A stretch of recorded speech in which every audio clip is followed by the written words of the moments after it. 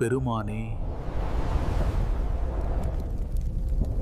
இந்த உலகத்தையே அகல் விளக்காக அமைத்து உலகத்தை வளைத்து நிற்கும் கடல் நீரை அவ்விளக்கிற்கு நெய்யாக வார்த்து உலகிற்கு ஒளி தரும் கதிரவனை அவ்விளக்கின் சுடராக பொருத்தி சுதர்சனம் என்ற சக்கரத்தை கையில் ஏந்திய உம்முடைய திருவடிக்கு என் சொல் மாலையை சூட்டுகின்றேன். துன்பக் கடலில் இருந்து என்னை விடுவிப்பாயா.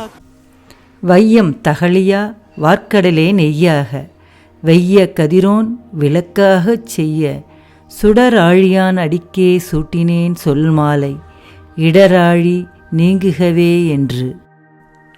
இந்த பாடலை பாடிய ஆழ்வார் யார் தெரியுமா? திருமாலின் சங்கின் அம்சமாக ஐப்பசி மாதம் திருவோண நட்சத்திரத்தில் பொற்றாமரை மலரில் அவதரித்த பொய்கை ஆழ்வார்தான் இந்த பாடலை பாடியவர். இவர் பாடிய பாடல்கள் 4000 திவ்ய பிரபந்தத்தில் முதல் திருவந்தாதியாக தொகுக்கப்பட்டுள்ளது. நன்றி, வணக்கம்.